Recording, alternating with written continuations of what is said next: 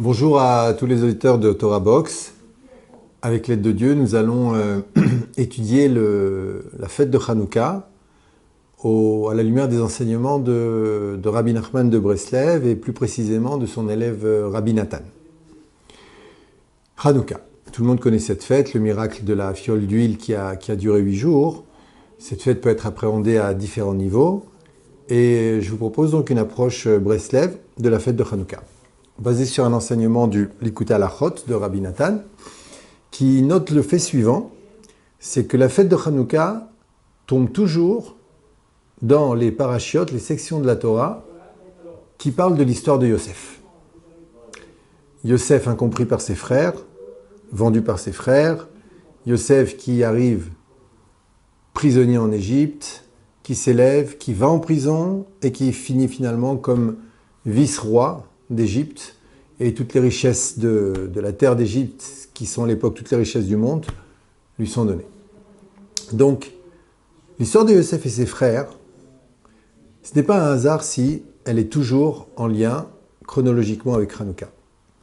Et l'aspect de Hanouka que nous allons étudier, qui va nous ramener à l'histoire de Yosef et ses frères, c'est l'aspect de la controverse connue entre l'école de Hillel et l'école de Shammai. L'école de Shammai disant que les lumières de Hanouka doivent être allumées en fonction du nombre de jours existants. C'est-à-dire, le premier jour, il y a 8 jours de fête, on allume 8 bougies, 7, 6, 5, 4, 3, 2, 1. C'est-à-dire qu'il y a une concordance entre le nombre de jours et le nombre de bougies. Tout est parfait. En ce qui concerne Beth Hillel, et la loi suit l'école de Hillel, il dit Mosif veoler. Tu rajoutes à chaque fois. Premier jour, deuxième jour, troisième jour, quatrième jour. 1, 2, 3, 4, 5, 6, 7, 8. En vérité, derrière chaque loi, il est bien évident que se cache une vision du monde. Cette vision du monde qui différencie Hillel de Shammai, nous allons la comprendre avec l'aide de Dieu, avec une histoire connue. Une histoire où une fois quelqu'un est venu pour se convertir au judaïsme et il voulait être grand prêtre. Donc il est d'abord arrivé dans l'école de Shammai et quand il a dit qu'il voulait être grand prêtre, on lui a donné un coup de pied, on lui a dit va-t'en. Tu n'es pas sincère, tu ne mérites pas d'être juif. Il est arrivé dans l'école de Hillel et là-bas, Hillel lui a dit tu veux devenir grand prêtre? Écoute, pour l'instant, tu es débutant. Commence à étudier. Et après, on verra. Il est évident que Hillel avait capté dans la personnalité de cet individu des capacités bonnes, une envie de faire le bien, même si elle était inappropriée en fonction de sa demande d'être grand prêtre, d'être Kohen Gadol, puisqu'un converti ne peut pas être Kohen Gadol. Il ne peut pas être Kohen du tout. Et donc Hillel avait malgré tout perçu dans cet individu une sincérité qui lui faisait donner une chance à cette personne. Et effectivement, la personne a commencé à étudier la Torah, à apprendre les béaba du judaïsme, jusqu'au moment où, se confrontant aux lois de la Keuna, de la prêtrise, elle s'est aperçue qu'elle ne pourrait jamais être Kohen. Alors elle a été voir Hillel et lui a dit je viens d'étudier, je m'aperçois que je ne pourrais pas être grand prêtre. Mais bon, c'est pas grave, je continue. Et donc la personne a continué et elle est devenue une personne très forte dans la Torah et les mitzvot. Et donc ça valait le coup qu'elle se convertisse. Il y a aussi une histoire dans la Gemara où on raconte que Rabban Gamliel, qui était à la tête du Sanhédrin et qui faisait partie de l'école de Shammai, il était très dur, très strict. Une fois, il a eu un différend avec Rabbi Yoshua. Rabbi Yoshua pensait que le jour de Kippour tombait à telle date. Et Rabban Gamliel avait décrété que le jour de Kippour tombait à telle date, puisque vous le savez, la fixation du calendrier juif dépend de l'apparition de la lune. Et donc c'est un mouvement imperceptible dans le ciel qui se doit d'être identifié par des chômeurs, des gardiens. Et il y avait des controverses à l'époque. Et Rabban Gamliel, entendant que Rabbi Yoshua se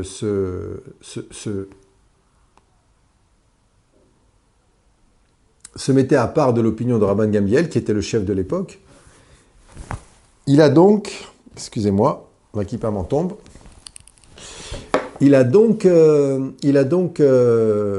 fait appeler, et le jour de Kippour, qui était un jour avant pour Rabbi Yoshua, donc Rabbi Yoshua ne s'était pas révolté. Il avait simplement décidé de jeûner le jour où il pensait que c'était Kippour, et le lendemain, qui était la date décidée par Rabban Gamliel. Et donc Rabbi Yoshua vient devant Rabban Gamliel, et Rabban Gamliel lui dit « Tu vas manger maintenant ». Il a forcé Rabbi Yoshua à manger, alors que lui voulait jeûner, et cette dureté a fait qu'il y a une sorte de révolte dans le Beth Amidrash, au niveau des sages, et à cause de cela, Rabban Gamliel a été destitué. Rabbi Yoshua aurait dû être nommé à sa place, mais comme on ne voulait pas faire de peine à Rabban Gamliel, on a nommé à la place le fameux Rabbi Elazar ben Azaria, qui était très jeune, qui avait 17 ans, et qui, pendant la nuit, se demandant s'il devait effectivement devenir le chef du Sanhédrin, a vu des fils de barbe blanche pousser dans sa barbe et compris que le rôle lui était destiné. Mais ce qui est intéressant, c'est que dans le Talmud, on nous raconte que pendant la nuit, Rabban Gamliel, qui était désolé, fait un rêve. Et dans son rêve, il voit un ustensile qui est aussi blanc, tocho kebaro, de l'intérieur que de l'extérieur. Que signifiait ce rêve pour lui? Ce rêve pour lui signifiait qu'il avait raison. En vérité, l'opinion de Rabban Gamliel était d'être toujours parfait, d'être toujours en phase, de ne rien laisser passer qui puisse sortir de la loi telle qu'il la concevait, et que seuls ceux qui étaient à la hauteur entre leur personnalité et leurs actions valaient la peine d'être appelés de grands hommes. Et ceux qui n'étaient pas à la hauteur, eux, ne valaient pas la peine. Et donc, Tocho Kebaro, c'est-à-dire, ce que tu montres, c'est ce que tu es. Aucune différence. Et Rabban Gamliel, qui était de l'école de Shammai, en vérité, ne faisait que répercuter cette vision des choses de Shammai que l'on peut retrouver dans la manière dont il faut allumer les bougies de Hanouka. Il y a 8 jours de Hanouka, il doit avoir 8 bougies, c'est-à-dire une correspondance totale. Beth Hillel, lui, il pense différemment. Lui, Beth Hillel, sa particularité, c'est qu'il est plus proche de l'être humain. Il est plus humble. Et c'est pour ça que la loi est comme lui. Parce qu'en vérité, Beth Hillel tient compte du fait que l'être humain est faillible, que l'être humain peut se tromper, que l'être humain faute, mais qu'il peut revenir vers Dieu. Et donc Beth Hillel ne met pas une pression énorme sur l'être humain. C'est pour ça que dans la grande majorité des lois du Talmud, qui deviendront les lois du Shulchan Aruch, du Code des lois juives, et qui sont comme Beth Hillel, comme la maison de Hillel, on voit que l'école de Hillel, à l'instar de son maître, est toujours plus permissive que l'école de Shammai. C'est-à-dire qu'elle est moins exigeante et qu'elle prend en considération une possibilité de faiblesse humaine et qu'elle permet. Elle permet des choses que Beth Shammai interdit. Pas dans tous les cas, il y a des cas où ils sont souvent d'accord, mais leurs controverses, dans 99% des cas, et elles sont nombreuses, sont toujours présentées de la même manière. Beth Shammai est strict et Beth Hillel est permissif. Donc cette permissivité, en vérité, relève d'une conscience de l'être humain qui est proche. C'est-à-dire qu'en vérité, c'est comme si on disait la chose suivante. Pour Beth Shammai, le plus important, c'est Dieu. C'est le ciel le plus important. D'ailleurs, Shammai, c'est est contenu dans le mot Shamaim, le ciel. Tandis que Beth Hillel, lui, il sait une chose. Il sait que Dieu, il est Rahman. C'est-à-dire que Dieu aime les hommes. Dieu comprend les hommes. Dieu est proche des hommes. C'est une autre optique. C'est-à-dire que c'est comme si Beth Hillel se mettait à la place de Dieu et voit la manière dont Dieu regarde son peuple avec amour et compassion et va dans le fil directeur de cet amour et de cette compassion. Tandis que Beth Shammai, lui, il voit les choses différemment. il voit Dieu. Il n'y a que Dieu qui compte. Et tout ce qu'on fait, c'est pour lui. Et quand on fait quelque chose pour Dieu, ça doit être parfait. Sinon, ça ne vaut pas la peine d'être fait. Sinon, la personne ne vaut rien. Vous retrouverez là, hein, j'imagine, des tendances qu'on retrouve chez certains conférenciers, où on voit des conférenciers qui sont plus ouverts et d'autres qui sont plus stricts. Il en est ainsi et c'est normal. Parce que les deux écoles ont une existence valide, bien évidemment. Mais en ce qui concerne la loi, c'est-à-dire l'état d'esprit prioritaire qui règne aujourd'hui dans le judaïsme, c'est l'école de Hillel qui l'emporte. Et l'on dit que l'école de Shammai, elle, la loi deviendra comme elle dans les temps futurs. C'est-à-dire que quand le Mashiach viendra, il y aura un retournement de situation qui fera que maintenant, c'est les lois strictes et rigoureuses de Beth Shammai qu'on va suivre. Alors qu'est-ce que ça veut dire? Est-ce que ça veut dire qu'on va nous dévoiler un Dieu strict et rigoureux qui se cachait derrière un semblant de compassion, ce qui donnerait une main de fer dans un gant de velours? Non, ce n'est pas ça. C'est qu'en vérité, la loi pourrait être comme Beth Shammai, parce que le dévoilement messianique va diffuser en chacun d'entre nous un amour de Dieu tellement puissant, une conscience de sa présence tellement belle, que, en toute facilité, de notre pleine volonté, on courra pour faire le maximum pour lui. Et on sera exigeant avec nous-mêmes pour lui plaire. Mais on en aura les moyens aussi. Aujourd'hui, on n'en a pas les moyens. Il y a bien sûr des individus d'élite, mais la Torah n'est pas faite pour les élites, que pour les élites. La Torah est faite pour tout le peuple d'Israël. Et dans le peuple d'Israël, comme on le voit bien aujourd'hui, il y a des gens plus faibles que d'autres spirituellement. Et il y a des gens qui demandent à revenir vers Hachem. Et si on les accueille avec un message strict et inapproprié, on va les décourager, on va les repousser. Alors que si on était proche d'eux, si on les comprenait, si on savait d'où ils venaient, si on ne mettait pas trop de pression sur eux, alors ils pourraient eux-mêmes revenir vers Hachem. Et c'est ce que Dieu veut. Et donc l'école de Hillel a la main haute dans ce monde. Maintenant, cette controverse entre Hillel et Shammai, elle se retrouve au niveau de la controverse entre Yosef et ses frères. Yosef est incompris par ses frères. Ses frères voient que Yosef tient compte de son apparence et qu'il va dehors et qu'il parle avec des gens qui sont assez éloignés de la Torah. Tandis que eux sont des bergers qui s'isolent constamment pour leur dévotion, pour servir Dieu, et qui sont dans une pureté, une sainteté totale, et ils n'arrivent pas à comprendre que Yosef perde son temps à aller parler avec des gens qui n'ont pas à leurs yeux de valeur. Et non seulement ça, comme vous le savez, Yosef leur sous-entend en leur racontant ses rêves que la vérité est chez moi, vous allez vous prosterner devant moi. C'est moi qui ai la vérité. Et donc les frères se disent, font le raisonnement suivant, se disent, il y a quelque chose de pas normal là. Notre grand-père Abraham a eu un fils tzaddik et aussi un fils mécréant, Ishmaël, qui après, par la suite, fera teshuva, mais c'était un mécréant de base.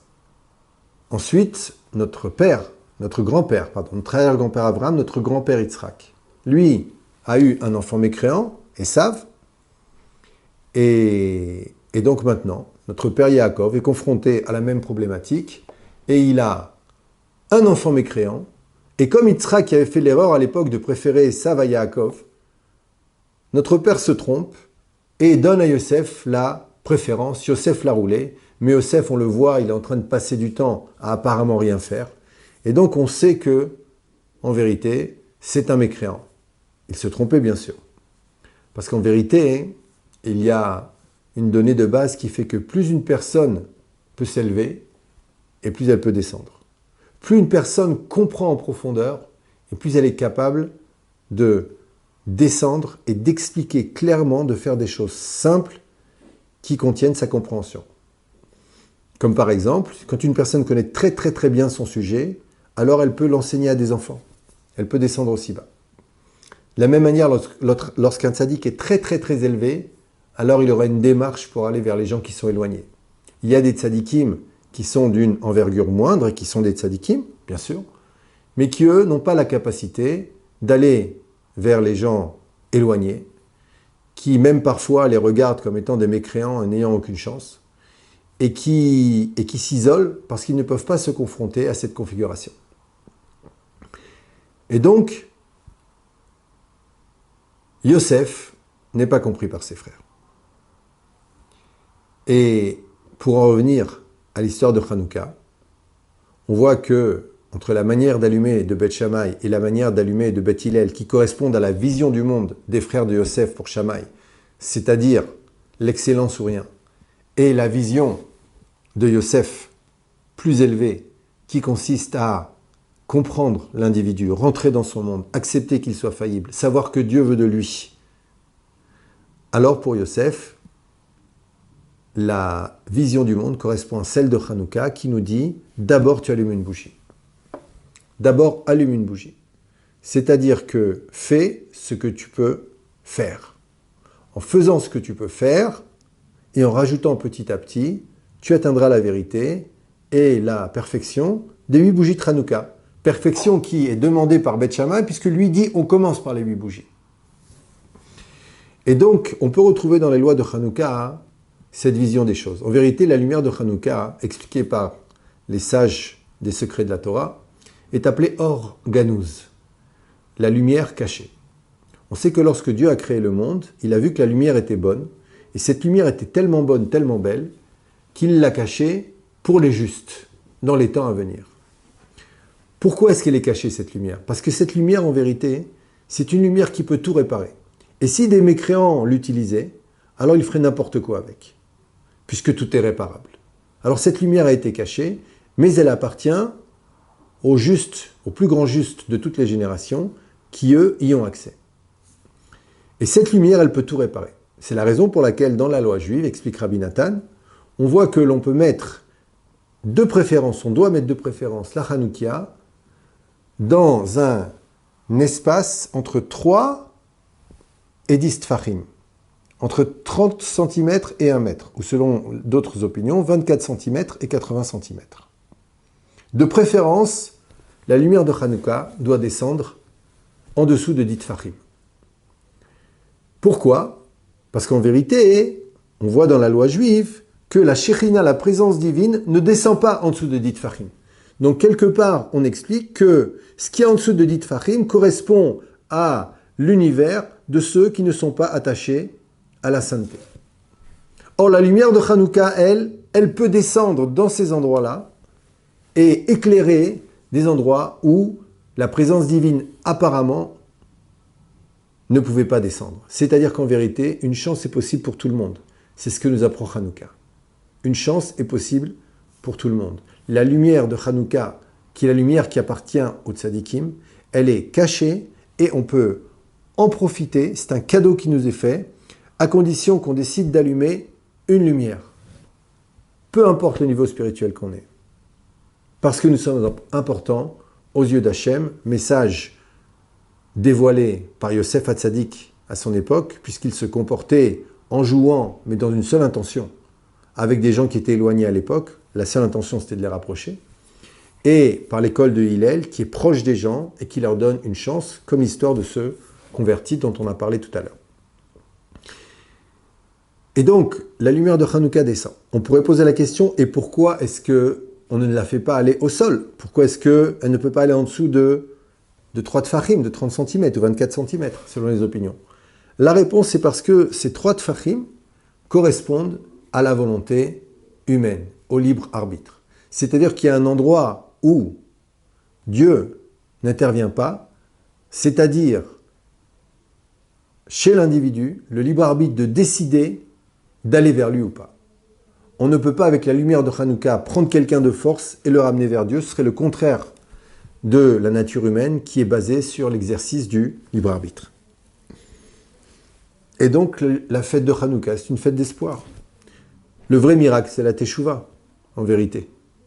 Un jour, un chassid a dit à un élève de Rabbi Nachman, il lui a dit « Quel est le plus grand miracle qu'a fait ton rabbi ?» Et le chassid Breslev lui a dit « Le plus grand miracle de mon rabbi, c'est moi. J'ai fait teshuva. » Et c'est ça le plus grand miracle qui soit. C'est quand un individu se prend en main et décide de revenir vers Hachem.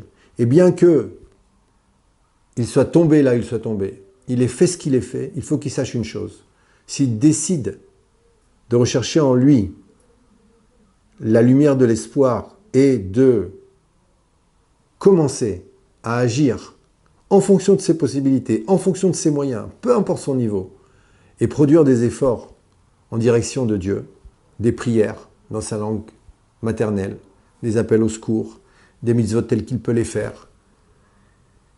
À partir de ce moment-là, la lumière de Hanouka le sauvera et l'élèvera, comme on voit aujourd'hui, Baruch Hashem, que tout le monde peut revenir à la Torah et que n'importe quel individu, peu importe ce qu'il ait fait, peut revenir vers Hashem.